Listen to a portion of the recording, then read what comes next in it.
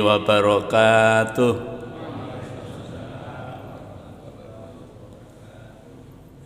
Innal hamdalillah nahmaduhu wa nasta'inuhu wa nastaghfiruh wa na'udzu billahi min sururi anfusina wa min sayyiati a'malina. May yahdihillahu fala mudhillalah wa may yudlilhu fala hadiyalah. Asyhadu an la ilaha illallah wahdahu la syarikalah wa asyhadu anna Muhammadan abduhu wa rasuluh la nabiyya wa la rasula ba'dah. Allahumma shalli wa sallim wa barik ala hadzal nabiyil karim wa ala alihi wa sahbihi ajma'in, amma ba'd. Qala Allah ta'ala fil Qur'anil karim, a'udzu billahi minasyaitonir rajim. Ya ayyuhalladzina amanu taqullaha haqqa tuqatih wa la tamutunna illa wa antum muslimun. Ya ayyuhan nasu taqu rabbakumul ladzi khalaqakum min nafsin wahidah wa khalaqa minha zawjaha wa batha minhuma rijalan katsiran wa nisaa'a wattaqullaha alladzi tasaaluna bihi wal arham innallaha kana 'alaikum raqiba. Ya ayyuhalladzina amanu taqullaha wa qulu qawlan sadida yuslih lakum a'malakum wa yaghfir lakum dzunubakum wa may yuti'illaha wa rasulahu faqad faza fawzan 'azima. Fa in asdaqal hadisi kitabullah wa khairul hadi hadi Muhammadin sallallahu alaihi wasallam wa syarrul umuri muhdatsatuha wa kullu muhdatsatin bid'ah wa kullu bid'atin dhalalah wa kullu dhalalatin finnar. Ma'asyiral muslimin, jamaah salat subuh Masjid Hajah Nuriyah Banjarbaru yang dirahmati Allah Subhanahu wa taala. Bapak Ibu hadirin yang Allah muliakan, adik-adik remaja masjid yang insya Allah akan senantiasa merahmati. Mari kita kembali bersyukur kepada Allah biqauli alhamdulillah wa syukrulillah atas limpahan rahmat dan nikmatnya kepada kita, terutama nikmat hidayah berupa iman dan Islam, nikmat kesehatan, nikmat panjang umur, nikmat waktu luang yang Allah berikan kepada kita, sehingga dengan nikmat itu kita dapat melaksanakan sebagian dari perintahnya, yakni melaksanakan sholat fardu subuh secara berjamaah di masjid yang kita cintai ini. Salawat dan salam semoga senantiasa tercurah, terlimpah kepada junjungan kita Nabi besar Muhammad sallallahu alaihi wasallam, kepada keluarganya, para sahabatnya, para pengikutnya yang setia, baik yang dulu, sekarang maupun yang akan datang. Mudah-mudahan kita semua yang hadir di majelis yang mulia ini dicatat oleh Allah SWT sebagai hamba-hamba Allah yang taat, yang takwa, calon-calon penerima syafaat yang agung dari baginda Nabi sallallahu alaihi wasallam atas izin Allah SWT kelak pada hari kiamat. Amin ya rabbal alamin. Bapak Ibu hadirin jamaah sholat subuh yang dirahmati Allah SWT, adik-adik yang Allah muliakan, alhamdulillah kita kembali bertemu dalam suasana kebaikan, sehat badan, afiah batin.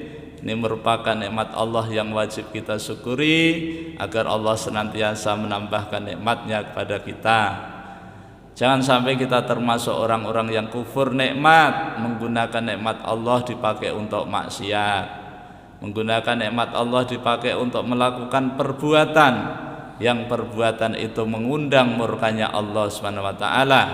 Ketahuilah sesungguhnya azab Allah amat sangat pedih. Bapak Ibu jamaah yang dirahmati Allah SWT, adik-adik yang Allah muliakan, pagi ini kita berada di tanggal 13 Ramadan, bulan yang ke-9 1443 Hijriah, bertepatan dengan tanggal 14 April 2022 Miladiyah. Insya Allah kita akan melanjutkan kajian kita, yaitu kajian hadis Arba'in Imam Nawawi. Insya Allah pagi ini kita akan mengkaji pada hadis yang ketiga. Beberapa pertemuan yang lalu kita sudah membahas tentang hadis yang pertama, yaitu tentang niat.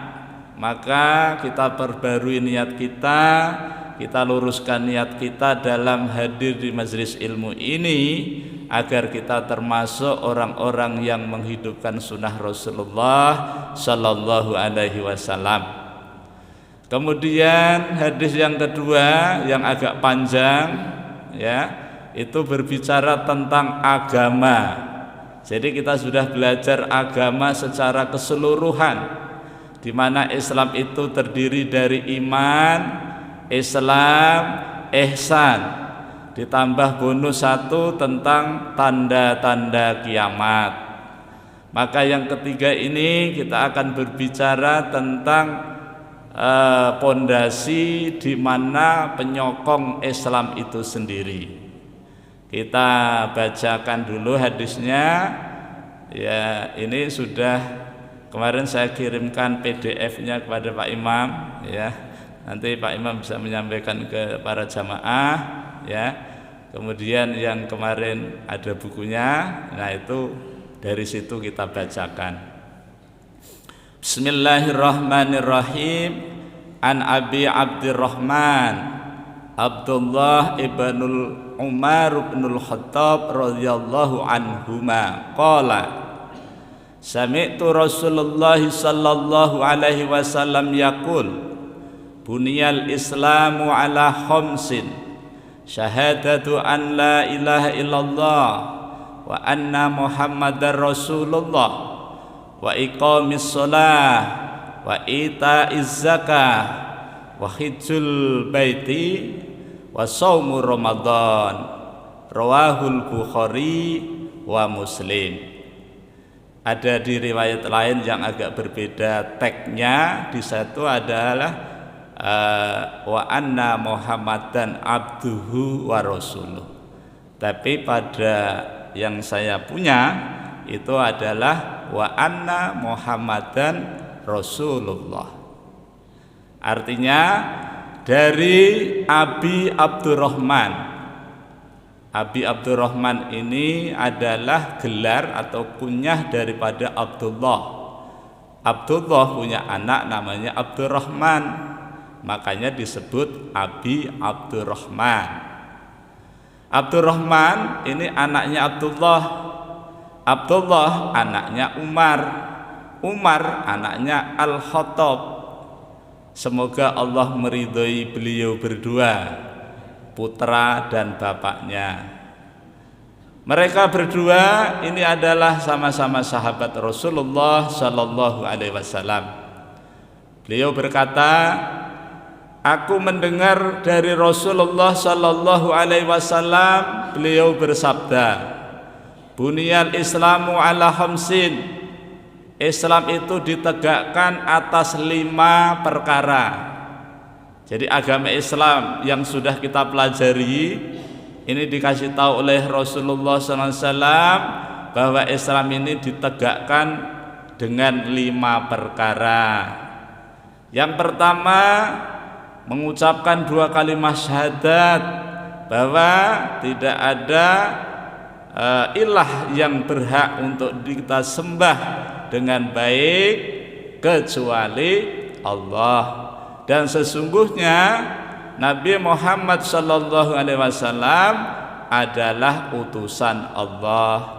Ini yang pertama, pilar yang pertama, dan ini sudah kita laksanakan, bahkan kita perbarui, gitu kan.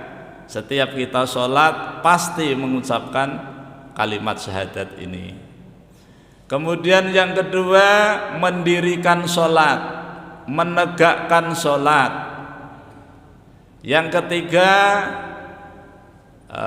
menunaikan zakat, ya.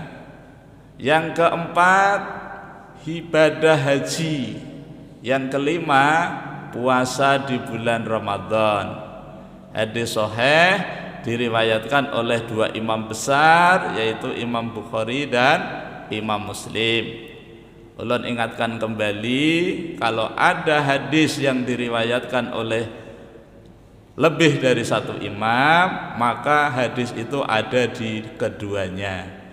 Di Sahih Bukhari juga ada, di Sahih Muslim juga ada. Bapak Ibu hadirin yang dirahmati Allah Subhanahu wa taala, adik-adik yang Allah muliakan, seperti biasa kalau kita belajar hadis, maka kita ketahui biografi perawinya. Ya, pangkal sanadnya di sini adalah Abdullah setelah Abu Hurairah. Kalau tidak khilaf catatan saya, beliau itu meriwayatkan hadis dari Nabi langsung. Itu tidak kurang dari 2630 hadis. Banyak Pak ya? Banyak ya. Kalau kita berapa hadis kita? 3 hadis ya kan? Hadis niat, hadis agama, dan hadis tentang sekarang ini ya. 2630 hadis yang diriwayatkan oleh Ibnu Umar langsung dari Nabi Shallallahu Alaihi Wasallam. Dan Ibnu Umar ini punya saudarinya Ibnu Umar ini istrinya Rasulullah, yaitu Hafsah. Nah, karena kedekatan beliau dengan Rasulullah, maka beliau ini selalu mendampingi Rasulullah di mana Rasulullah berada. Misalnya Rasulullah mau taklim kemana begitu, di situ ada Ibnu Umar. Pokoknya di mana Rasulullah berada, di situ Ibnu Umar ada, gitu ya. Ibnu Umar ini dilahirkan 1 tahun sebelum Rasulullah menerima wahyu. 1 tahun sebelum Rasulullah diangkat menjadi nabi. Jadi nanti kalau hijrah ini kira-kira umurnya beliau baru teenager ya, baru remaja gitu. Dan yang unik Bapak Ibu sekalian, Ibnu Umar ini masuk Islamnya sama bapaknya, sama bapaknya, dan anaknya sama masuk Islamnya ya. Jadi Ibnu Umar ini luar biasa. Kemudian Ibnu Umar ini Bapak Ibu sekalian termasuk orang yang mendapatkan gelar Al-Abadilatul Arba'ah. Jadi ada 4 Abdullah ya, 4 Abdullah, di mana 4 Abdullah ini mereka itu mirip, bahkan mirip benar gitu ya, sangat mirip gitu. Yang pertama namanya sama-sama Abdullah, nanti kalau ada soal. Yang kedua sama-sama umurnya panjang, 4 Abdullah ini. Jadi muda sama Abdullah, sama-sama muda, sama-sama umurnya panjang. Yang keempat sama-sama samudera ilmu, ilmunya luas sekali. Bapak Ibu, kalau kita mendengar ilmu ini sumbernya dari Al-Quran dan As-Sunnah. Jadi kalau kita bicara ilmu itu adalah Al-Quran dan Al-Hadis. Kemudian yang kelima sama-sama menjadi referensi atau rujukan fatwa. Masya Allah, luar biasa ya. 4 Abdullah ini silahkan Bapak Ibu cari sendiri. Cari sendiri atau dikasih tahu? Dikasih tahu ya, karena sudah tahu kan ya. Yang pertama Abdullah anaknya Khattab ibnu Umar. Yang kedua Abdullah anaknya Abbas ibnu Abbas. Yang ketiga Abdullah anaknya Zubair ibnu Al-Zubair. Yang keempat Abdullah putranya Amr. Amr ini anaknya As. Jadi Ibnu Amr bin As. Jadi yang satu Umar, yang satu Amr, ya gitu. Jadi 4 Abdullah ini Bapak Ibu sekalian, ini adalah tokoh yang luar biasa, sama-sama muda, sama-sama panjang umur, ya. Umar bin Khattab, Ibnu Umar ini itu kalau tidak khilaf itu beliau umurnya 85 tahun. Nah kalau sekarang umur 85 tahun itu sudah mulai jarang, ya. Rata-rata ya 60, 70, yang 100 itu jarang. Di Banjarmasin itu hari-hari kami membaca informasi tentang sholat apa itu yang mati itu, sholat jenazah itu jarang yang sampai ratusan itu. Ya 54, 56, 63, nah begitu. Ibnu Umar ini 85 tahun, ya. Karena panjang umurnya maka beliau dikenal di dunia perawi hadis. Banyak para pakar, ya, yang mengambil hadis dari beliau ini, ya. Nah salah satu adalah imam kita, Imam Muslim, Bukhari, ya, ini dari Ibnu Umar. Bapak Ibu hadirin yang dirahmati Allah Subhanahu wa taala, itu sekilas tentang Ibnu Umar dari segi kehebatannya. Kemudian dari sisi ketelitiannya terhadap hadis, beliau ini amat sangat hati-hati dalam meriwayatkan. Tidak ada satu huruf pun yang beliau sampaikan itu ketinggal atau kelebihan. Makanya kita kalau membaca hadis juga harus hati-hati, jangan sampai kelebihan, apalagi kurang gitu, ya. Mesti pas, ya, mesti pas. Kalau kita menulis hadis juga harus hati-hati, jangan sampai kelebihan apalagi kurang. Itu akan berbahaya. Karena apa? Karena hadis ini menjadi dalil, menjadi landasan hukum dalam ajaran Islam. Jadi Ibnu Umar itu hati-hati betul, ya. Kemudian beliau ini Ibnu Umar, dari hadis-hadis yang beliau riwayatkan ini beliau laksanakan. Tidak hanya kita ini belajar hadis, kemudian menghafal hadis, memahami hadis, kemudian dibiarkan saja, tidak, tapi beliau amalkan. Kalau Bapak Ibu ingin mengetahui bagaimana ibadahnya Ibnu Umar, Masya Allah, apalagi ketika Ibnu Umar itu kepingin sekali bersama Rasulullah supaya diskusi begitu kan, kepingin mimpi, karena Ibnu Umar ini jarang mimpi.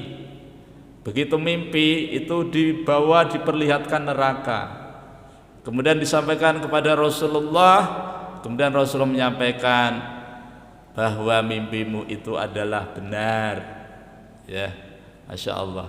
Dengan mimpi itu maka Rasulullah SAW memberitahu kepada Ibnu Umar, ya, nikmar rajulu Abdullah, Ibnu Umar maksudnya, nikmar rajulu, sebaik-baik anak laki-laki, ya, sebaik-baik pemuda adalah Abdullah putranya Umar. Lau yasjudun, kalau sekiranya dia itu rajin sholat malam. Hanya dengan kata-kata itu saja Bapak Ibu sekalian, baru mendengar kalimat hanya berapa, nggak sampai 5 kata, Ibnu Umar setiap malamnya setelah mendengarkan kalimat dari Rasulullah, setiap malamnya sedikit sekali guring, banyak dipakai untuk sholat malam. Makanya sholat malam ini Bapak Ibu menjadi jimat, menjadi apa ya, jimat. Jimat ini bahasa Jawa, kalau bahasa kitanya barang siji dihemat. Nah, itu barang siji dihemat, itu namanya jimat. Artinya bahwa sholat malam itu mampu menjadikan kita ini menjadi sesuatu yang luar biasa. Bagi kita yang ingin dijadikan makom tertinggi, silahkan sholat malam. Bagi kita yang akan dimudahkan dalam dunia usaha, silahkan sholat malam. Bagi kita yang ingin mendapatkan banyak teman, banyak rekanan, banyak relasi, silahkan sholat malam. Bagi kita yang ingin mudah menghafal Quran, sholat malam makanannya, gitu ya.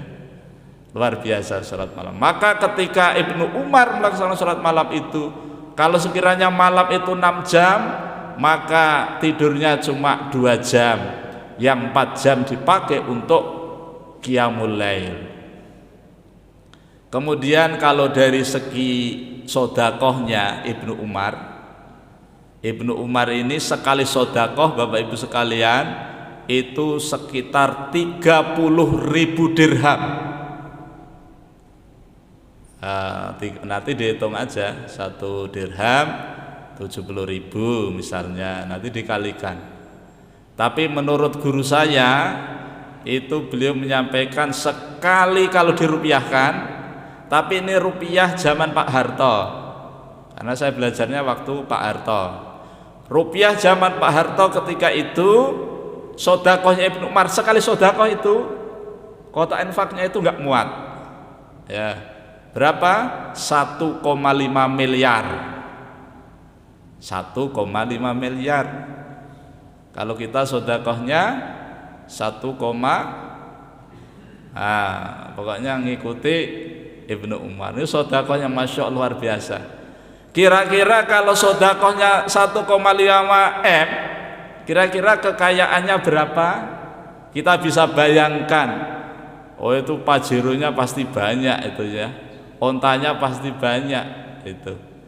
Tapi peralatan yang ada di rumahnya Ibnu Umar itu, Bapak Ibu sekalian, sahabat yang lain itu pernah menghitung, ya, itu hanya sekitar 100 dirham, nggak sampai 5 juta, ya. Perkakas yang ada di rumah tangganya itu, Masya Allah luar biasa.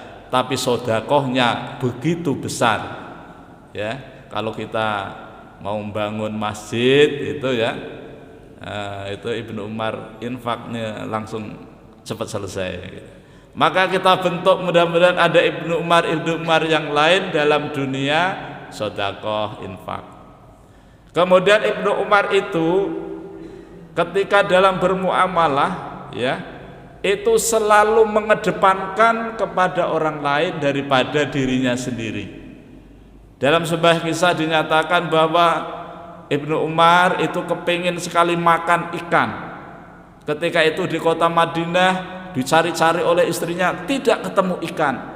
Ternyata dapat cuma 1 ekor saja. Begitu dimasak, mau dihidangkan, siap disantap, ternyata ada orang yang mengetuk pintu rumahnya Ibnu Umar, ya. Kemudian dibuka, tamunya Masya Allah luar biasa. Ternyata tamu tak diundang, yaitu pengemis. Nah, minta-minta. Maka kata Ibnu Umar kepada istrinya, wahai istriku, berikan masakan tadi. Istrinya ya kecewa toh. Mbak ya toh Kang Mas, jangan ikan, ini di Madinah cuma ini saja, 1 ekor ini saja. Mbak diberi uang aja, jangan, kasihkan aja kepada dia. Padahal kepingin sekali makan ikan. Begitu dapat ikan dan siap dimakan, datang pengemis diberikan. Kenapa? Karena Ibnu Umar paham surah Ali Imran ayat 92 awal juz 4, itu ya. Kalian tidak akan menemui yang namanya kebaikan sampai kalian tuh menginfakkan sesuatu yang paling kalian sukai. Jadi kalau kita memberi sesuatu itu memang yang harus kita sukai, yang harus paling kita cintai, ya. Pakaian kita berikan kepada orang yang harus layak pakai dan mesti kita masih suka. Tapi sering kita mendengar kita mau membantu orang lain itu bagi Bapak Ibu yang punya pakaian yang sudah tidak dipakai lagi, nah gitu ya. Nah, jadi nanti kita tingkatkan gitu ya. Bapak Ibu hadirin yang dirahmati Allah Subhanahu wa taala, adik-adik yang Allah muliakan. Terakhir ini menyangkut masalah Ibnu Umar. Ibnu Umar ini ketika mengajar, muridnya itu puluhan ribu bahkan ratusan ribu. Makanya umurnya panjang, ya. Ibaratnya Bapak Ibu, selama hidupnya yang usia 85 tahun itu hajinya 60 kali. Kita bisa membayangkan ketika itu jarak Madinah Mekah, kendaraan yang paling hebat adalah onta, ya. Yang kemarin saya dari Madinah ke Mekah saja naik bis saja sudah keuyuhan, padahal cuma 5-6 jam saja. Ya itu. Waktu itu Masya Allah padang pasir, ya. Sekarang jalannya sudah seperti itu, ya. Kita bayangkan 60 kali. Kalau umrohnya Bang 1000 kali umroh. 1000 kali, Masya Allah. Orang Indonesia yang paling kaya itu umrohnya paling banyak, belum ada yang 100 kali barangkali, ya. Apalagi hajinya kan. Kalau Indonesia kan hajinya sudah mulai dikurang. Mudah-mudahan tahun ini bisa haji yang sudah nyetor, itu kan. Amin. Bapak Ibu hadirin yang dirahmati Allah SWT, ini tentang Ibnu Umar, ya. Kita akan melanjutkan tentang isi hadis. Jadi SOP kita pagi ini 3. Yang pertama, setelah hadis dibacakan kita ketahui kandungan makna di dalamnya. Jadi tadi sudah diartikan. Yang kedua, mengetahui manfaat daripada hadis. Yang ketiga, tahu bagaimana cara mengamalkan hadis. Setelah kita bacakan artinya secara sekilas, maka manfaat hadis ini yang pertama, hadis yang pendek tadi itu menjadi dalil bahwa hadis itu menerangkan tentang rukun Islam, ya, tentang rukun Islam. Bapak Ibu tentu tahu apa yang dimaksud dengan rukun dan apa yang dimaksud dengan Islam. Islam itu adalah agama yang diridhoi oleh Allah, yang siap untuk dilaksanakan dalam kehidupan kita sesuai dengan perintah Allah dan contoh Nabi. Kemudian hadis ini isinya adalah pernyataan. Nabi menyatakan bahwa Islam itu ditegakkan dengan 5 perkara. Yang ini menjadi rukun. Rukun itu adalah sesuatu yang apabila tidak terlaksana salah satu di antaranya, maka sesuatu itu tidak bisa terjadi, tidak bisa diterima, tidak sah.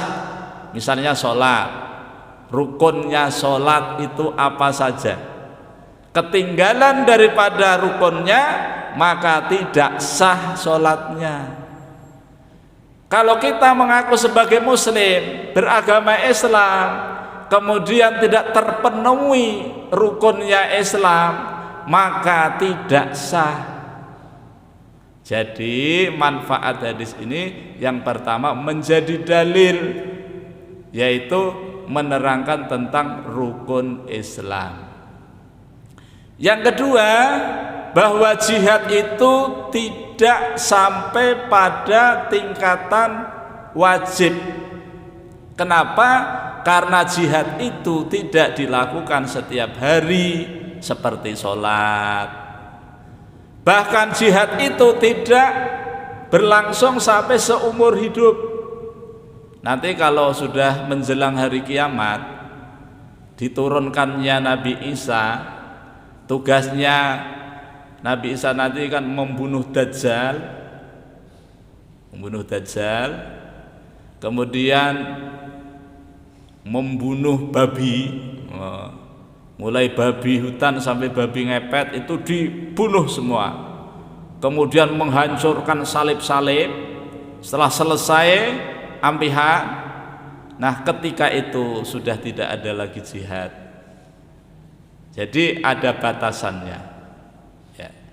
Tetapi rukun Islam yang 5 itu sampai akhir hayat kita itu harus ada. Yang pertama mengucapkan 2 kalimat syahadat, dan ini harus kita ketahui syarat rukunnya bersahadat. Bagaimana syarat bersahadat? Ya, yang pertama harus sudah balik. Jadi kalau belum balik itu belum sah, ya kan? Harus balik, baik laki-laki maupun perempuan. Kalau laki-laki, kalau dari sisi umur itu 15 tahun. Kalau belum 15 tahun tapi sudah mimpi basah, maka dia sudah balik. Ya.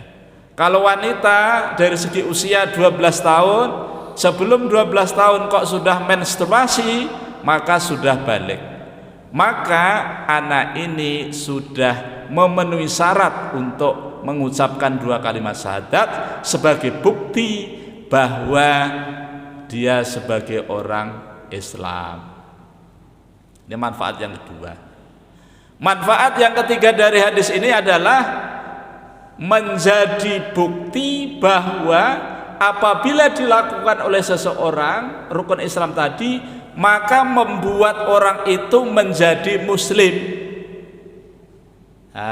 Jadi muslim menjadi bukti. Tetapi apabila seseorang tidak ada rukun Islam tadi pada dirinya, maka orang itu dicatat sebagai orang yang bukan muslim. Jadi orang itu disebut muslim atau bukan muslim tergantung apakah rukun Islam ada pada dirinya. Makanya rukun Islam ini kemana-mana dibawa. Yang pertama. Yang kedua, menegakkan sholat. Jadi sholat ini tidak hanya dikerjakan tetapi ditegakkan. Maksudnya ajaran sholat itu mesti dilaksanakan dalam kehidupan kita. Sholat, bagaimana sholatnya Nabi ajarkan, sifat sholat Nabi, ya kan, syarat rukunnya, ya itu kita pelajari. Nah, ilmunya ini adalah fikih. Kalau di Banjarmasin itu Ustadz Riza Rahman dan ustadz-ustadz yang lain.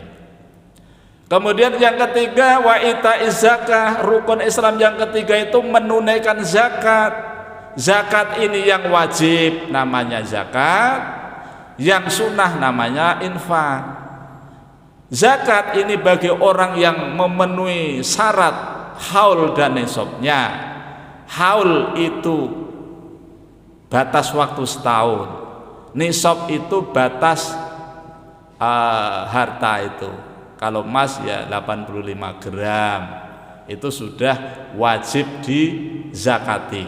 Nah ini, bagi yang kurang maka malah disedekahi, malah menerima, ya kan? Nah ini.